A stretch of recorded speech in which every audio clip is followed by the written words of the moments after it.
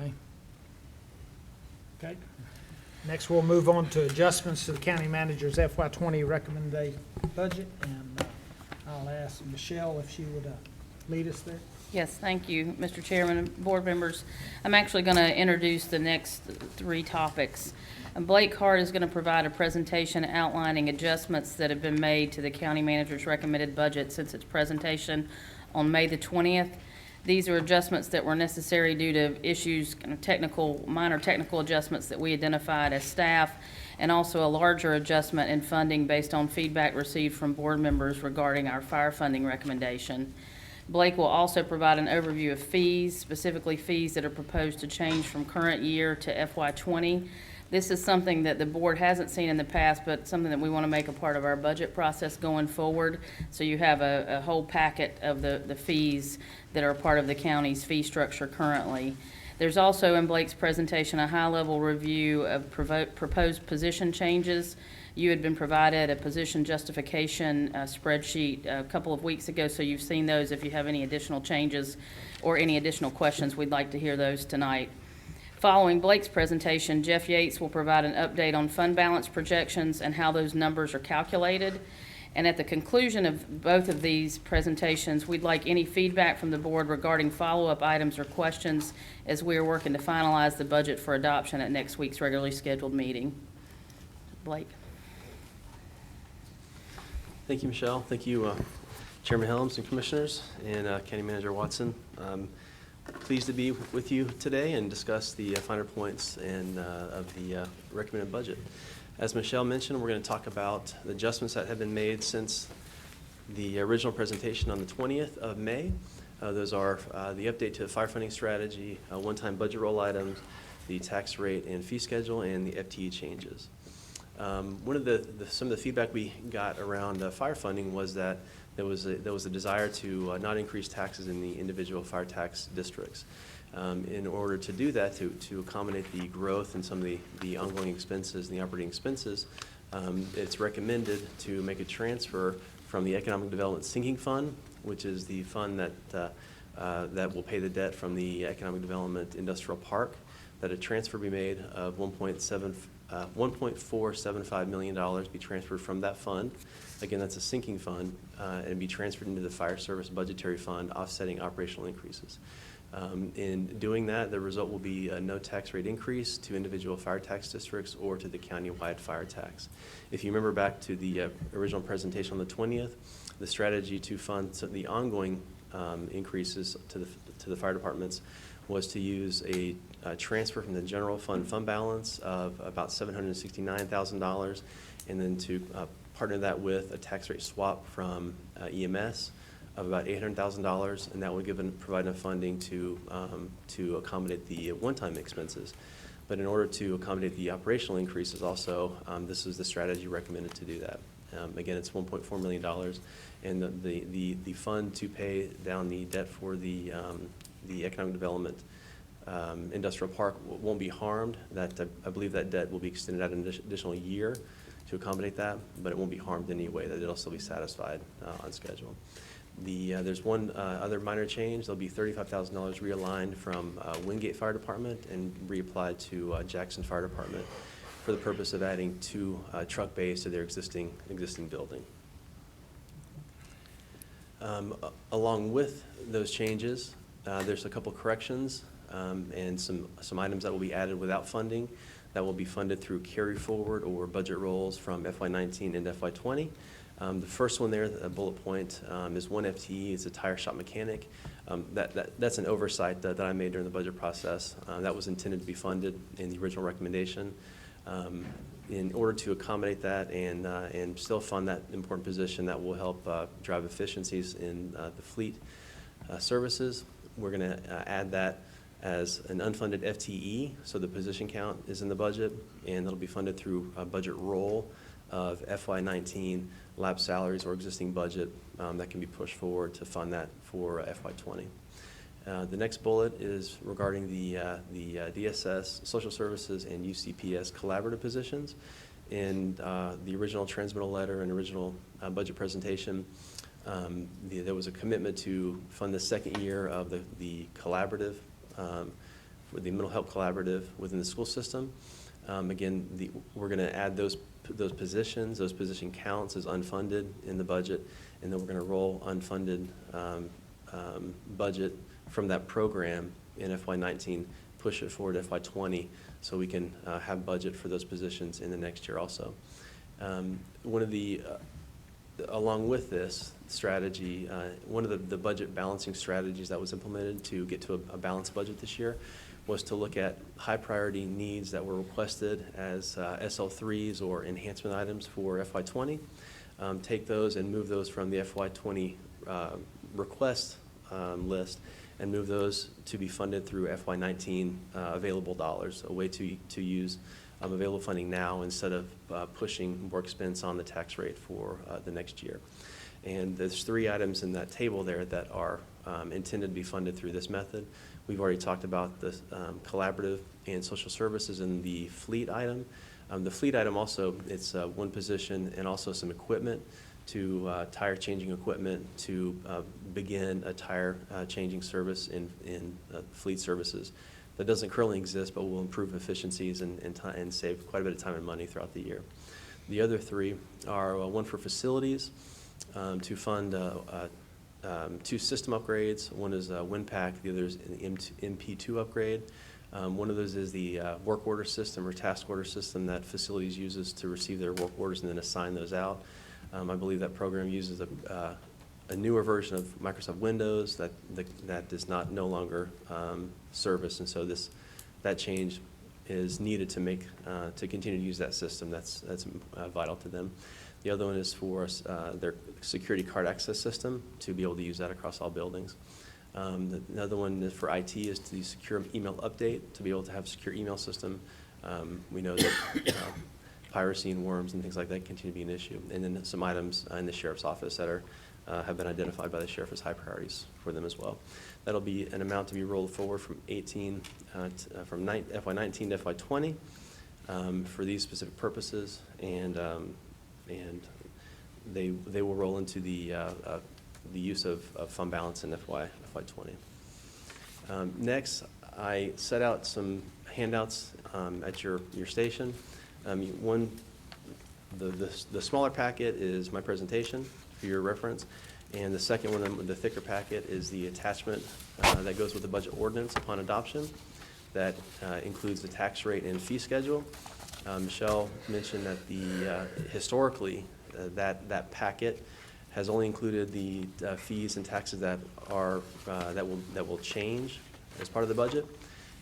We wanted to include a robust repository of all tax rates, fees and charges for the county, and so we've included that paperwork that encompasses all tax rates and fees in the county. There's only 2 sections that are recommended to change. Those are in the planning section and environmental health, and you'll see those denoted by red ink. They're written in red ink, and so you'll see that's a proposal to change. The other sections are just for informational purposes only, and when the budget is adopted, these will be adopted as part of the ordinance packet on the 17th. And Can you tell me what page it's on? It's in alphabetical order by department. So if you flip through, you should come to environmental health first, and then planning will be after that towards the end.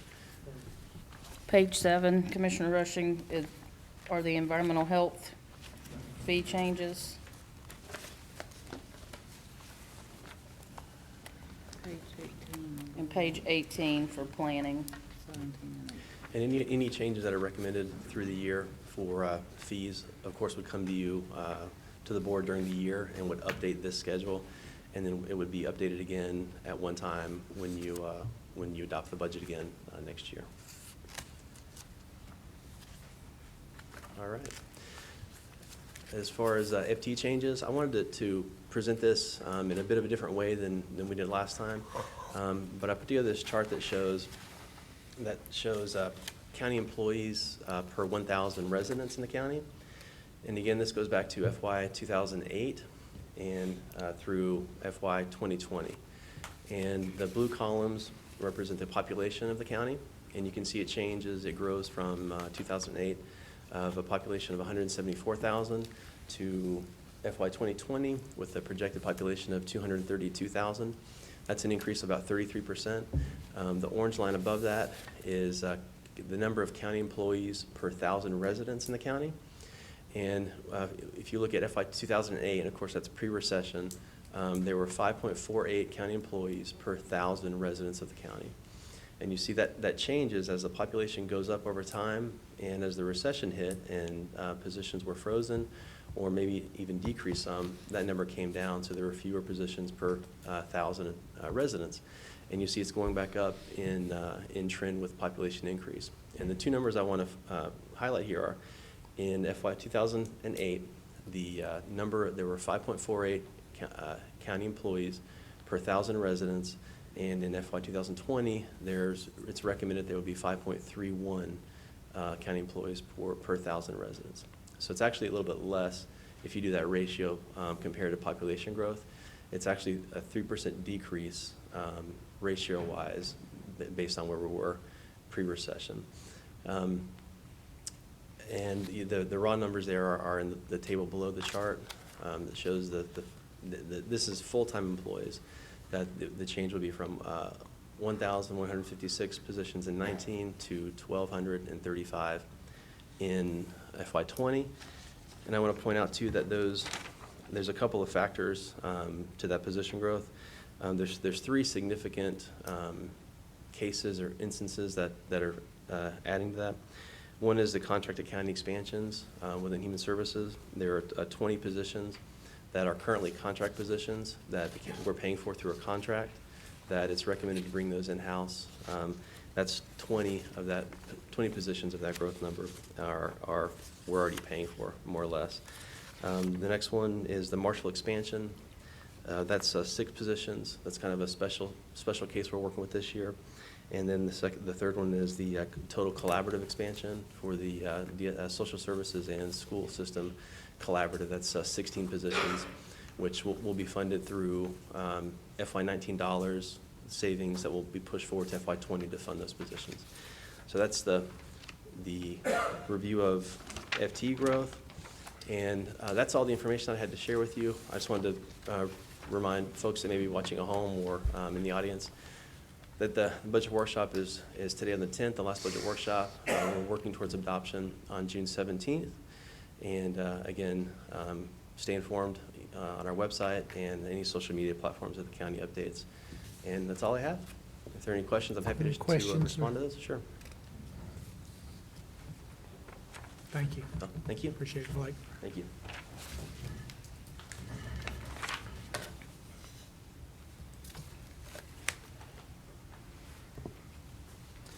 Good afternoon, Commissioners. As Michelle mentioned, we're going to go ahead and talk a little bit about year-end projection for 2019, and then talk a little bit about how the fund balance reserve calculation works. And then I want to talk a little bit about the long-term projection with the 2020 budget dropped into that. Because now that as we reach the end of that process, we can put it into our modeling and see kind of what that looks like. So first, let's talk about revenues. This hasn't changed significantly since we looked at it last. So we're right on track where we thought we'd be. Again, we see ad valorem is trending to meet revised budget estimates, but not really a lot more than that. Our sales tax continues to be a concern, and we can continue to pay attention to that. Federal grant revenue right now is trending ahead. However, I'm not real sure that trend's going to hold, but we continue to monitor that compared to where we've been historically, so we're right on track. And keeping in mind, certain revenues like sales tax and some grant revenues come in after year end. So while we have 11 months of some data, we still only have about 75% of the year when it's related to sales taxes and those other revenues. So they still have a little bit of latitude or a little bit of year to run out for us. We'll find out more in July and August as we go through that process. And then our charges for services continue to remain strong in the general fund. As you can see, we're going to be at about, we're projected to be at about 10.8 versus about 9.5 in our revised budget. So all of that in a nutshell is that our revenues are coming in right on track with where we thought we'd be, about $2 million ahead of that. So that's good news for the county. From an expenditure perspective, We continue to be right on target with our expenditures. Our personnel is trending like we thought it would, given the low unemployment rate. We continue to carry some vacancies, so we'll see a little bit of savings in that. Again, I'll try to draw your attention to that debt service number. It's at $52.8 million because we did that early redemption. So that was an additional about $10 million spent there. But other than that, we'd anticipate that we would see expenditures come in at about 176, and whereas we had budgeted about 183. So keeping in mind that we had a significant use of fund balance, and that I put that column, the over-under. So about $14.2 million budgeted use of fund balance. Right now, we're projecting the use of about $5.5 million. So that's positive because that means that's ground we've made up. And the largest extent of that is dedicated to that one-time redemption of debt that we took. If you remember, we took steps toward that and spent about $5 million additional of fund balance to do that. So that's positive. So what does that all mean? I'm sorry. Before I get into fund balance calculation, I want to explain how it's calculated. This is section 13 out of your budget ordinance, and it dictates that 20% of these funds will be used as your reserve calculation. And the way that a reserve calculation works is that we do the calculation, and I'll walk through each piece in just a moment, but we then put that on your financial statements as a committed use of funds. So when you look at your unassigned fund balance in your financial statements for the general fund, that number is net of your reserve level. So because you have this policy in your ordinance, it shows on your financial statements as if it's designated or assigned. So it doesn't show up in your financial statements as available. And the way that's calculated is we take the general fund, our main operating fund, take its total expenditures, the radio budgetary fund. So if you remember, we have an agreement with the school systems. We maintain their 400 megahertz radio system. So we have an operating agreement with them. We're coming toward the end of that. But where we built out that system on their behalf, they pay us annually out of state funds to maintain that system for them. And so that the radio budgetary fund is where we capture that cost. We have the fire budgetary fund, which, as Blake mentioned earlier, we're paying fire departments as well as paying some of those tax districts to help negate that tax rate increase. Emergency medical services budgetary fund, that's where all the EMS tax dollars flow through and go to EMS. And then the schools budgetary fund, which are all the costs related to schools other than the debt that's in the general fund. Okay, so those five funds make up the funds that are calculated for your fund balance. There are two funds which are not included, and they're not included intentionally, and I'll tell you why.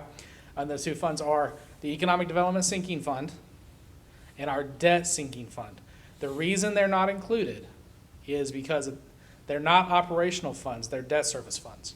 And what those funds do is they allow you to collect tax dollars for a specific purpose. For the debt service fund, it allows us to collect tax dollars and level load that debt so we don't have large spikes in that debt cost. For the Economic Development Sinking Fund, it allows us to collect up the revenue and pay the debt service for the industrial park, as well as build a funding source for a future development, economic development. So those two funds aren't operational in nature, so they're not included in this calculation to determine what that 20% is. So you get down to line 6, take the total, 304, multiply that by 20%, and so your policy reserve level based on the manager's proposed budget is $60.8 million. Any changes to that budget, up or down, will change that number by a corresponding 20%. Okay? So we can see then a couple of things. This is the calculation then to determine how much we think we're going to have left at the end of 2020. So if you'll look, we can see on line 4 that $5.5 million coming in from the estimated usage of fund balance in 2019. So that's our projected revenue, or expenditures over revenue for 2019. Then you have the estimated, line 5, the estimated general fund committed reserve as of June 30, 2019. And that's that $60.8 million, remember? So you can see that number ties, line 8 there ties to line 5. So that gives us the total estimated uncommitted at June 30, 2019. And then from that, we have to deduct a couple of things that are going to happen in 2020. First, we have the encumbrance roll.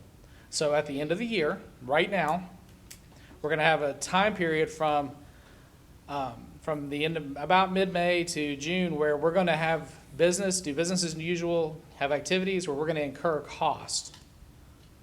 But we won't get billed for that until July and August, and even in some cases, September. So what the GAAP requires, and what our auditors require us to do, is to carry that, what's referred to as an encumbrance roll, our carry forwards, into the next year, so that there's budget funding to pay for that. For instance, there's equipment that's been ordered that may take 6 to 8 weeks to get, and instead of having that take away from an operating budget for next year, that money is rolled into the following year. That's referred to as the encumbrance roll. In addition, those programmatic rolls, where there are donations, where there's other revenue that have come to the county for a specific purpose that hasn't been expended, that gets rolled, as well as those one-time items that Blake was referring to. One of the funding strategies we used this year, because they're one-time in nature, was to use unexpended funds from 2019 to pay for those going into 2020. So all of those make up that roll. It's normally between $1.5 to $2 million. Right now, we've conservatively estimated it to be about $2.5 million based on the estimated roll for those one-time items for budgetary purposes. Okay, does that kind of make sense for everyone? Then the other piece of that, then we don't have right now line 8, because we didn't have any one-time fund balance usage to the capital program, but we do have for 2020, line 9 is the budgeted use of fund balance for next year. If you remember, there's a couple of things that are recommended in the manager's budget to be used for fund balance that are really one-time in nature, and that's for economic development grants. That's the big chunk of that. The sheriff's deputies' cars, and then some money over to the fire departments for one-time equipment purchases. So that's where we would account for that. So you take all of that information, and you come all the way to the bottom.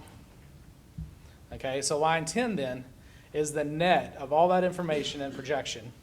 So that's the estimated undesignated fund balance or unassigned fund balance at the end of 2020. Now there is, and I'll answer your question in just a second, Commissioner.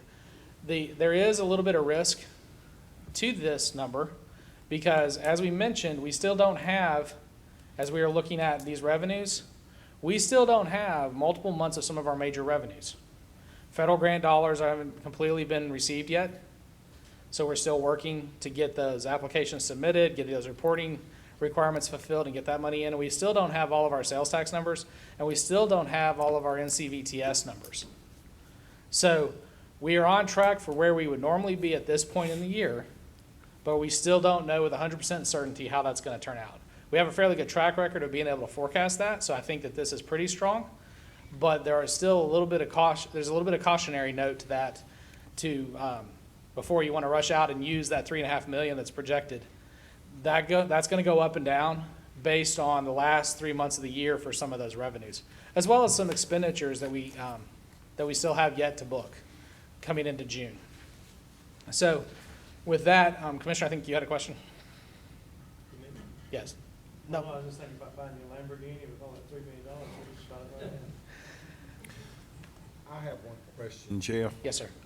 and I appreciate everything you've presented. I know sometimes there's people that dive into the numbers, and I had talked to you about if on somewhere on the website, the 60 million, you had explained to me how that's a bunch of buckets. If that could be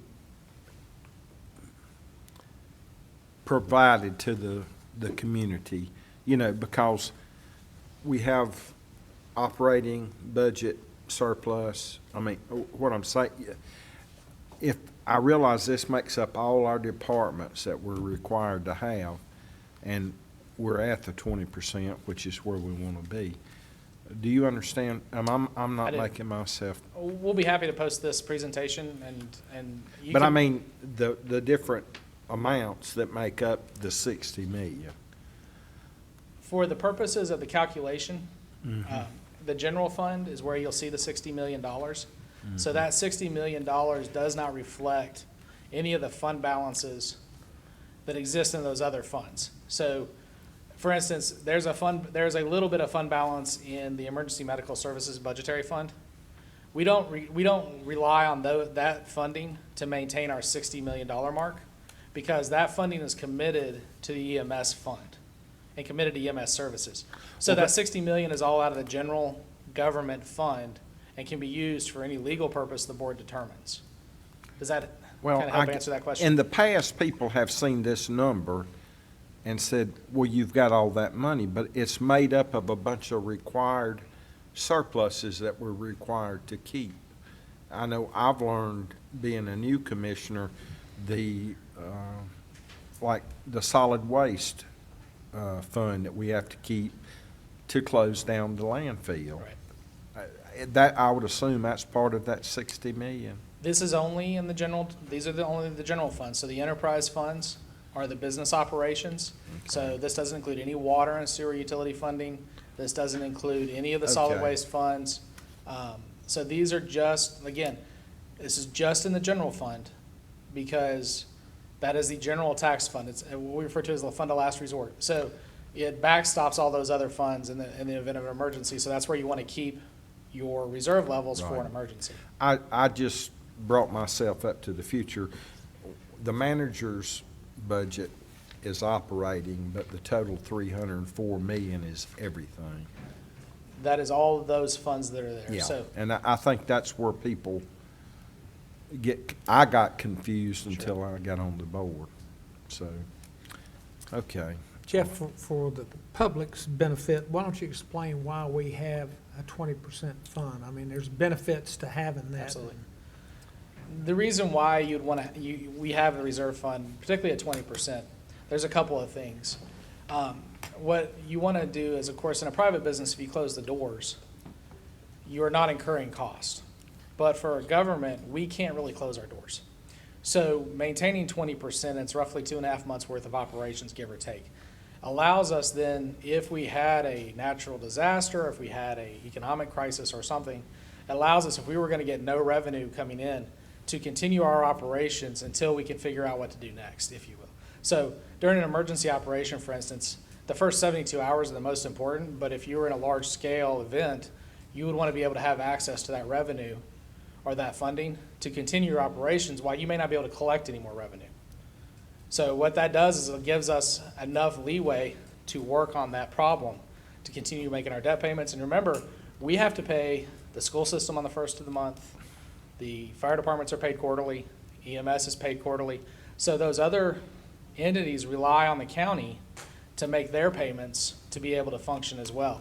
So what that 20% does is it gives us enough working capital, if you will, to be able to make that payment in the event that we have an issue.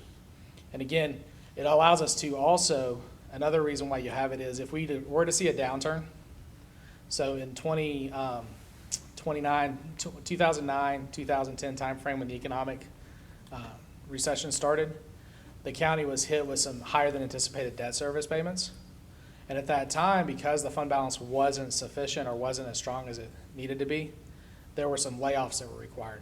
So what this reserve allows us to do then is if we were to hit a time like that, would allow us to then work through that issue into our next budget cycle versus having to make immediate reductions to services in the, on the daily operational side. So that working capital gives us a cushion against economic, natural, or any other kind of crisis that we could experience that can impact operations. And it also benefits when we go to borrow funds, right? Absolutely. The rating agencies love to see 20% plus.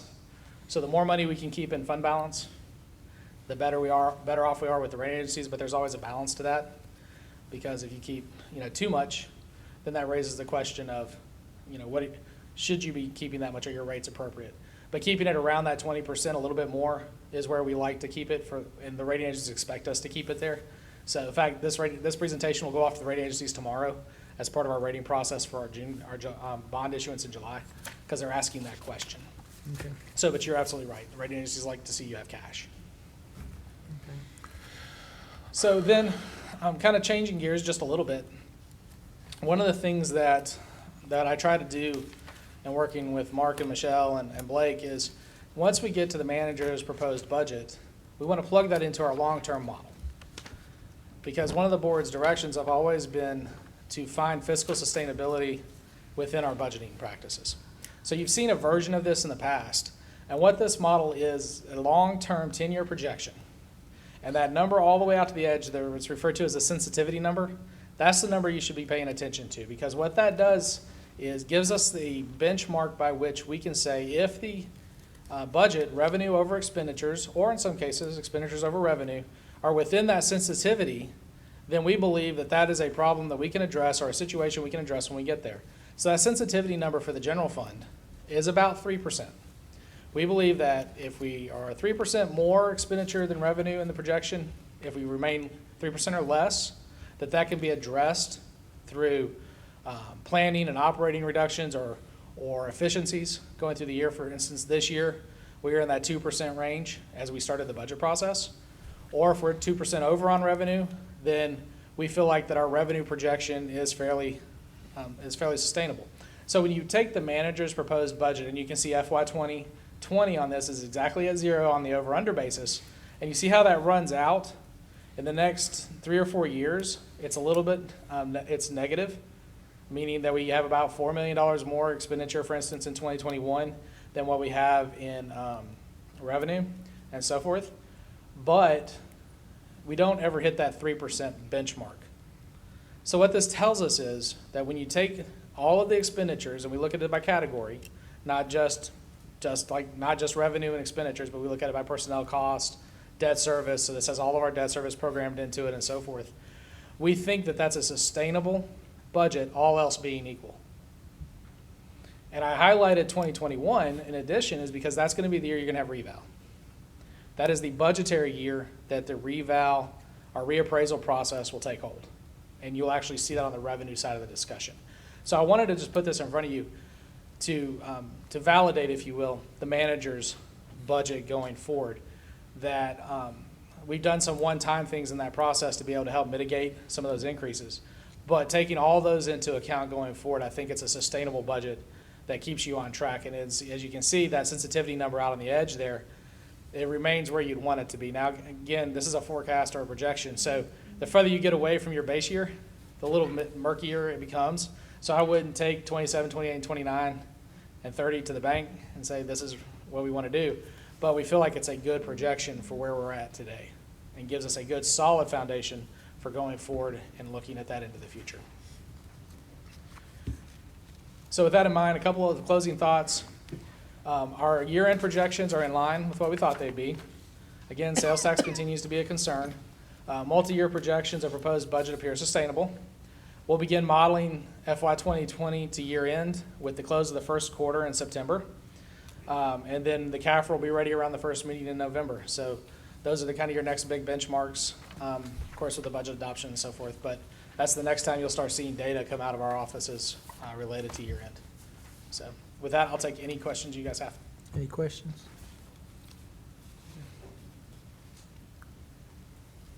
Nope. Thank you, sir. Thank you.